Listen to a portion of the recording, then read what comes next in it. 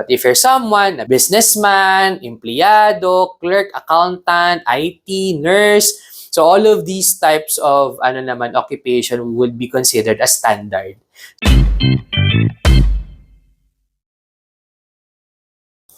Hi everyone, good morning. My name is Dion Greg Reyes. I'm a life planner, life insurance consultant, and unit manager at AIA Philippines, formerly Philom Life. And today pag-uusapan natin yung mga risk factors, no, kung paano nako-compute ang ating premium. So madalas kasi na tinatanong sa amin kung magkano yung insurance. So marami kasing factors yon, hindi pwedeng agad-agad namin kami magbibigay no ng presyo kasi maraming consideration. So yun na pag-uusapan natin.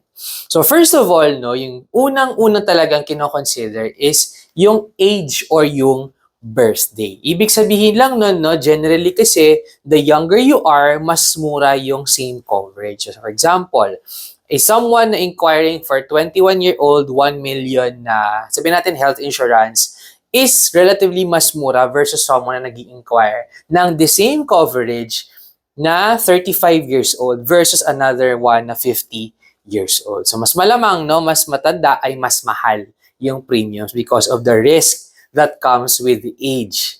No, kasi nga we manage risk kasi yun ang ginagawa namin sa life insurance companies. Mina-manage namin yung risk. So kung mas bata, mas mura kasi mas mababa yung risk. Okay, that's the very first consideration.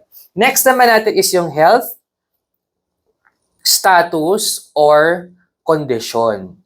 So, ang ibig sabihin lang nito is that if you're someone na walang medical history na personal, for example, malinis ang iyong latest na medical labs, no, last na annual physical exam, walang mataas. So meaning your health or medical risk sa insurance ay mas mababa. So that means no, hindi mas mahal yung sa'yo versus if someone na merong history ng, for example, appendicitis, may mataas na yung sugar, no, may nagkaroon ng history ng cholesterol, no, mataas na cholesterol. So those kinds of people have higher medical or health risk. So binabayaran 'yon, no? Or yung worst case is that hindi talaga ma-approve at all. So best no na if ikaw ay may malinis or normal lahat ng iyong lab results recently, ikaw ang ideal candidate talaga to get a life insurance or any form of insurance kasi you will be approved as is, no, wala siyang palabok doon sa inyong application, walang masyadong pag-uusapan. Okay, so that's another risk is yung health or medical status. Okay, next naman natin is yung O or occupation. What does this mean naman, no? Kasi iba-iba naman yung occupational risk natin. So, for example, policeman. Yung policeman, dahil mataas yung risk nila, no, due to their occupation na mabarel, mamatay, no, may mangyaring any untoward incident sa kanila, mas mahal yung yung coverage nila, no, versus if someone na nasa office, nasa loob ng office or into sales, no. So, in the same manner, no, for those na, for example, ako kasi ang background ko ay engineering. So, iba ang risk, no, sa isang occupation na nasa field. Kasi yung tendency, di ba, pwedeng mahulugan ng kung ano-ano sa site. Versus if ikaw ay engineer na nasa opisina lang. So, magkaiba yung risk na yun. So, there's a certain level of risk factor for those na nasa field, nasa labas, or if you are someone supervising, or in sales engineering, or pwede rin yun mga ganong trabaho, no?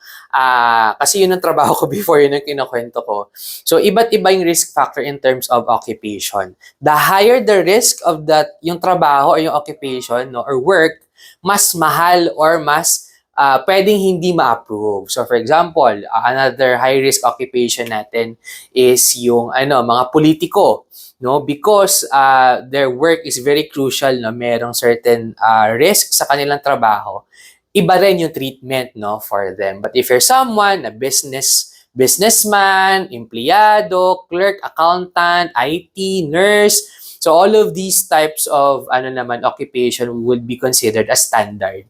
So mas madali tayong ma-approve, wala masyadong mahabang usapan about it. So meron kasi tayong standard, no, na fina-follow na occupation. So pag when you apply a life insurance or any sa amin sa AIA, we properly declare yung occupation kasi meron siyang rating na tinatawag in terms of occupation and yung ating health, no, if merong declaration during our application. So yan, occupation. Next naman is yung letter P. This is policy details. Yan. So itong policy details, of course, no, iba't iba kasi yung kinukuha nating mga policy. So nabanggit ko kanina, yung health, pwede ring disability lang, pwedeng life insurance lang, pwedeng hospitalization lang. So of course, nag-iiba-iba rin talaga yung ating premiums doon. So mas mahal, mas mataas na coverage. So kung syempre pag 1 million yon, mas mahal relatively versus if you just get 500,000. So the details as well include kung anong type. Is it a whole life, traditional whole life, a term insurance, or a VUL plan, or single pay man yan, or regular pay.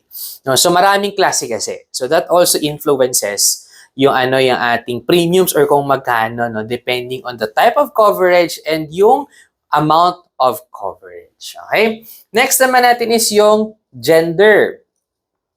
So ito very little yung kanyang impact, no, sa ating computation of premiums. But for certain illnesses kasi, no, for example, meron kaming plan na gender specific cancer benefit. So mas mahaba kasi yung listahan ng sa women, no, or sa female na na gender specific cancer benefit because they are more prone to more types of female specific cancer versus sa lalaki. So merong influence 'yan sa premiums. But hindi siya gaanon kalaki, no, yung impact, babae man or lalaki, no, yung sex or gender natin, hindi siya ganoon ka-influential sa ating premiums. But meron siyang konting impact, especially if may gender-specific tayo na mga kinukuhang mga benefits. Okay, and lastly, yung letter F natin is yung family history.